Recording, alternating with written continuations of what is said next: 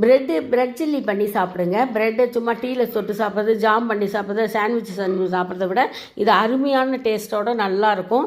அதுக்கு முதல்ல பிரெட்டை நெய்யில் இந்த மாதிரி கட் பண்ணி கட் பண்ணி வறுத்துக்கோங்க.